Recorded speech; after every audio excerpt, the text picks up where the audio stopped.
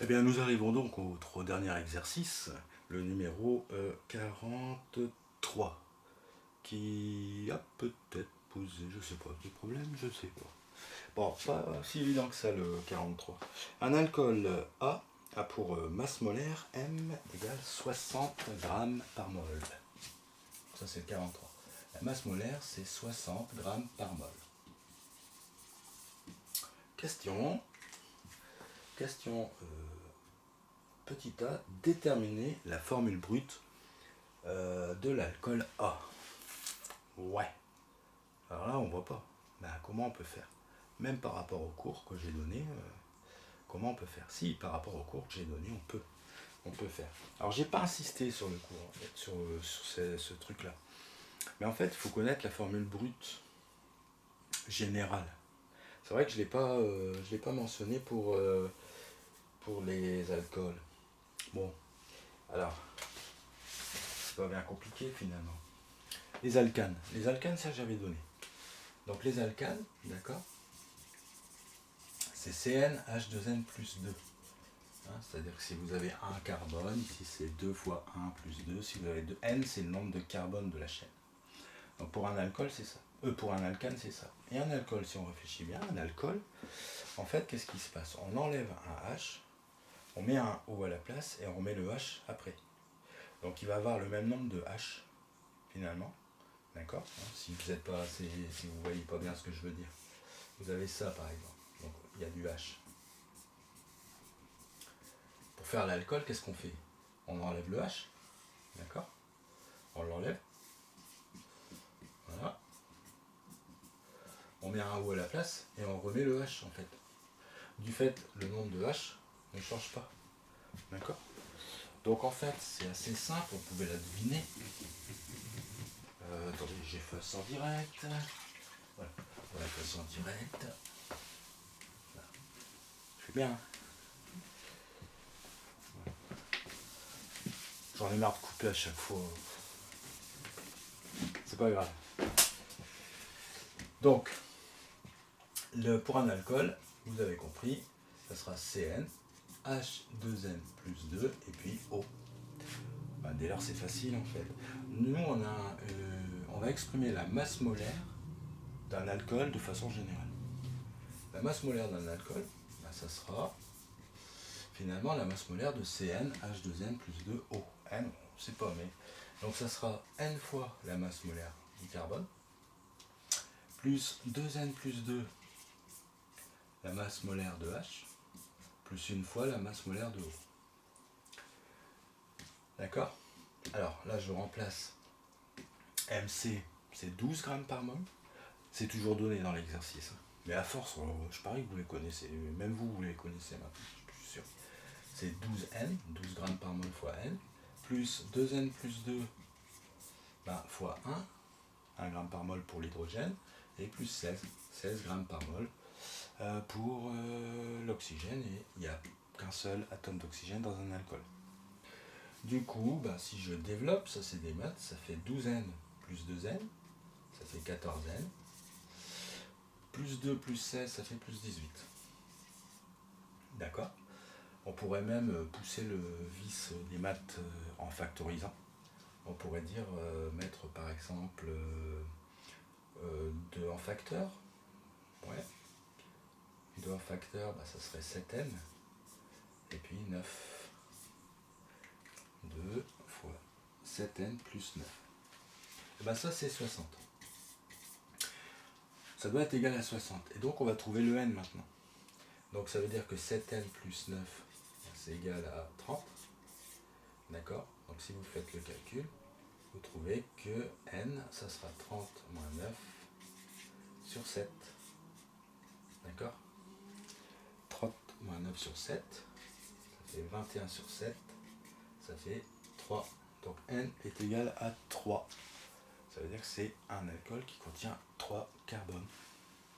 Pas évident hein, ça, il fallait vraiment trouver. Donc j'ai pas encore corrigé, mais bravo si vous avez trouvé. Alors après peut-être il y en a qui sont tapés sur Google, alors ouais, vous pouvez s'en tirer autrement. Hein. Je sais pas si sur Google vous, je sais pas, vous direz. Voilà, question suivante.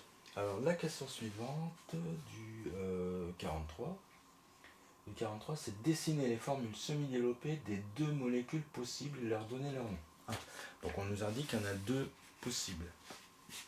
Bon, petite pause nettoyage là. Alors l'exercice 43, petit b, donc il faut, dessiner, finalement proposer deux molécules de cet alcool. Donc vous avez un C, vous avez une chaîne carbonée en 3 carbones, c'est un alcool. Alors l'alcool on peut le mettre ici, au carbone 1, mais on pourrait aussi le mettre au carbone 2. D'accord ? C'est pas du tout le même alcool. Alors évidemment, il y en a qui voudraient le mettre au carbone 3, ça sert à rien, parce que s'il suffirait de numéroter dans l'autre sens, on serait au carbone 1. Donc pensez à la symétrie. Il y a 3, le centre de symétrie c'est là, donc il y a 2, tout ce qui se fait là peut se faire là, c'est la même. Ça peut simplifier les choses. Ensuite, voilà, CH3, ça c'est rien, c'est le chat. CH2, CH2, ici CH3, CH3 et CH. Voilà les deux molécules possibles. On va leur donner leur nom, c'était demandé. On va leur donner leur nom. 1, 2, 3, propane. Je ne mets pas de... parce qu'il n'y a pas que du C et du H, il y a du O. Et notamment le radical OH. Et pour qu'un alcool, ça va finir par ol. Mais à quel numéro est attaché ce ol, ce OH? Ici au carbone 1. Donc propane 1 ol. Propane sans E, -1, -ol. Et ici vous avez le propane, -2 ol. Donc là, on est obligé de mettre le numéro. On ne peut pas dire propanol. Ok? Propane 1 ol ou le propane 2 ol. Très bien. Ensuite, le C, on suppose qu'on va nous donner une condition pour déterminer le calès. Petit c, du 47.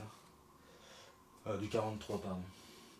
Alors, petit c, l'alcool A peut subir une réaction d'oxydation qui le transforme en cétone, sans changer son squelette carboné ni la position de l'atome de carbone qui porte le nom. Donnez la formule semi-développée et le nom de cette cétone. Donc en fait, oxyder, ça veut dire rajouter de l'oxygène, d'accord? Donc on rajoute de l'oxygène, donc on prend un de ces alcools, on ajoute de l'oxygène et il va se transformer en cétone, sans changer le squelette, d'accord? Donc finalement, on a une cétone à 3 carbones. Donc quelle va être cette cétone? Obligatoirement, d'accord, ça va être celle-ci. Donc cétone, c'est double liaison O. On ne peut pas la mettre la double liaison O, vous savez pourquoi, on l'a vu tout à l'heure, sinon ça sera un aldéhyde, on nous parle de cétone. Donc c'est obligatoirement ça, c'est-à-dire ça va forcément, d'accord, là c'est tout, il n'y a pas de H, 1, 2, 3, 4, parce qu'il y a 4 liaisons, voilà. Donc ici c'est le propane, alors on pourrait dire 2-on, mais c'est propanone, pour aller plus vite. Alors est-ce qu'on peut faire cette molécule-là avec celle-là? Non, non, parce que en fait, vous voyez bien que pour avoir celle-ci, il faut partir de celle-là. Il faut obligatoirement que la double liaison O soit au milieu, là, soit au deuxième carbone. Donc il faut bien partir de celui-là. C'est-à-dire que celui-là ne donnera pas ça. En fait, celui-là, il donnera un acide, comme j'avais expliqué avec le vinaigre. Tandis que celui-là va donner une cétone. Donc apparemment, avec les alcools, il y a différents types d'alcool. Oui, on appelle ça des classes. Il y a 3 classes d'alcool, mais ça, vous verrez ça un petit peu plus tard. Donc c'est le propane de ol qui peut être oxydé en propanone. Voilà, eh bien c'est tout pour aujourd'hui. Allez, à bientôt, puis j'espère que vous gardez le cap. Allez.